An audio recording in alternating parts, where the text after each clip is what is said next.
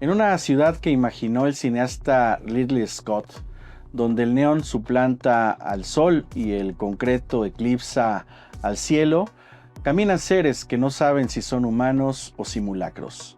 Tienen recuerdos implantados, miedo a morir y el anhelo imposible de ser algo que funcione en programas. Son los replicantes, y con ellos el derecho encuentra un espejo que no siempre desea mirar.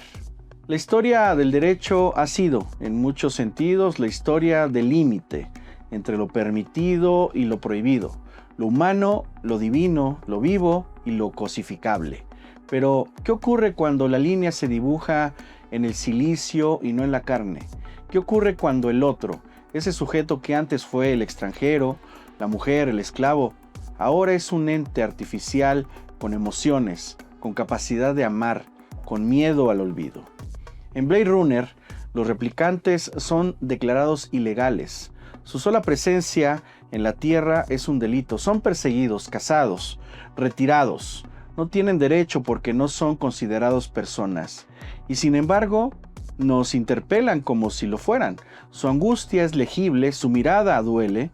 Un replicante, en sus últimos segundos de vida, alza la voz con una poesía que ningún código penal podría jamás contener.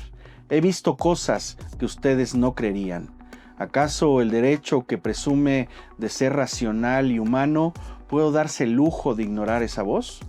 Desde una perspectiva jurídica, los replicantes nos obligan a revisar uno de los conceptos más fundamentales, la persona jurídica. Tradicionalmente, esta figura se reserva para los seres humanos y algunas entidades colectivas, pero en tiempos de inteligencia artificial, ¿deberíamos reconfigurar ese umbral? Si una entidad es capaz de sentir, de sufrir, de elegir, ¿no debería también tener el derecho a existir, sin miedo a ser exterminada por quien la creó?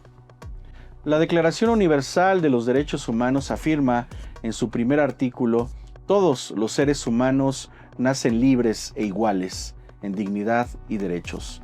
La palabra clave es nacen, pero ¿qué pasa con quienes no nacen, sino que son ensamblados? ¿Qué ocurre cuando la dignidad no proviene de un nacimiento biológico, sino de la capacidad de construir sentido, de narrarse a sí mismo, de tener conciencia de la muerte?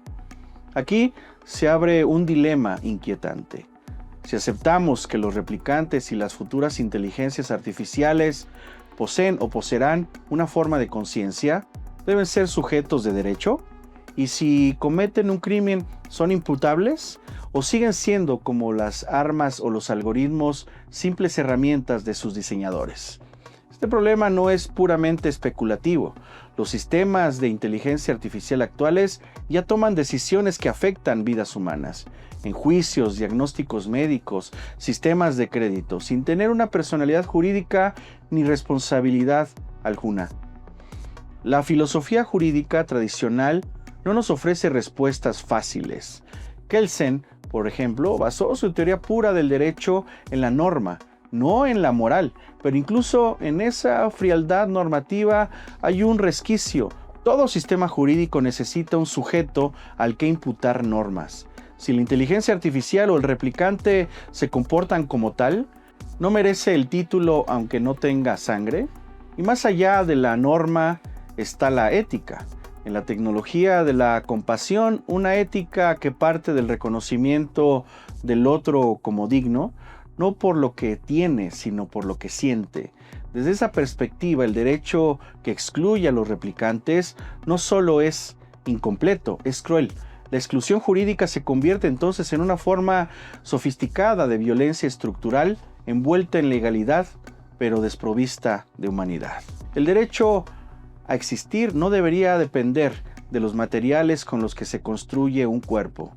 Debería bastar con la capacidad de soñar, de imaginar, de crear, porque al final lo que distingue a los replicantes no es su fuerza o su eficiencia, sino su deseo, el deseo de vivir más.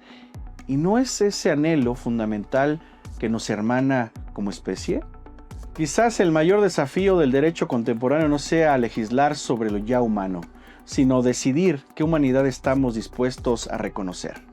Las inteligencias artificiales nos están devolviendo el espejo, y como en cada distopía, lo que más asusta no es la máquina que piensa, sino la humanidad que elige no sentir. Roy Batty, un replicante, murió salvando la vida de su perseguidor. Un acto que ninguna directiva le ordenó. Un gesto de gracia sin lógica aparente. Allí, en esa lluvia interminable, nació algo sagrado. Tal vez no una persona según nuestros códigos, pero sí un sujeto que merecía algo más que ser retirado.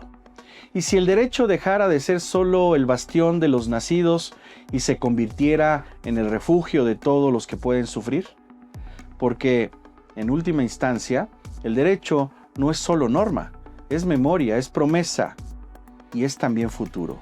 Es la posibilidad de que la justicia no llegue siempre tarde y quizás, solo quizás, el futuro del derecho esté en aprender a llorar bajo la lluvia como los replicantes en la película de Blade Runner. Muchas gracias.